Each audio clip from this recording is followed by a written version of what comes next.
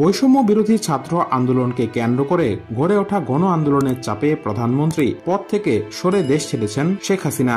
সোমবার দুপুরে এ খবর পাওয়া মাত্রই এক নজিরবিহীন বিজয় উল্লাসে মাতে বাংলাদেশের মানুষ। এরই মধ্যে ঘটে যায় বেশ কিছু অনাকাঙ্ক্ষিত ঘটনা।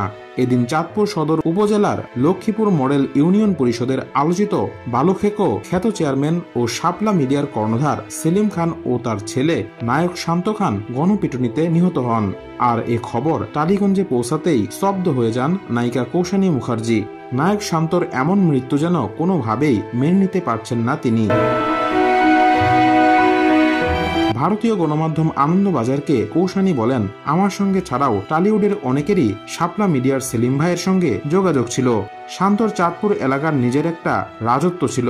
আমি ওখানে যাওয়ার পর ঢাকা ঘোরানো থেকে সিম কার্ড সংগ্রহ সবকিছুর ব্যবস্থা করে দিয়েছিল। মানুষকে ভালোবাসতো। আমি যেহেতু অভিজ্ঞতায় বড়, আমার থেকে নানা উপদেশ নিত। আমি ভাবতেই পারছি না এমন। শাপলা মিডিয়ার কর্ণধার সেলিম খানের সঙ্গে টলিউডের দেব থেকে অঙ্কুশ বনিদের যোগাযোগ ছিল। ইন্ডাস্ট্রিতে বেশ কিছু কাজ করার কথাও ছিল তার। এছাড়া তার ছেলে শান্তর সঙ্গে সিনেমা করেছেন কৌশানী মুখার্জি ও শ্রাবন্তী চ্যাটার্জি। পিয়ারে ছবিতে শান্তর নায়িকা ছিলেন কৌশানী। এখন নায়কের মৃত্যুর খবর শুনেই স্তব্ধ কৌশানী। বললেন, আমি বিশ্বাস করতে পারছি না সত্যি এটা হয়েছে। পিয়ারে সিনেমার সমস্ত কাজ প্রস্তুত ছিল, অপেক্ষা ছিল শুধু মুক্তির। কৌশানী বলেন, এখন তো আর ছবিটাও মুক্তি পাবে না। বাবা সেলিমের পরিচালনায় বঙ্গবন্ধু শেখ মুজিবুর রহমানের জীবনী চিত্র টুঙ্গিপাড়ার মিয়া ভাইতে বঙ্গবন্ধুর চরিত্রে অভিনয় করেছিলেন শান্ত।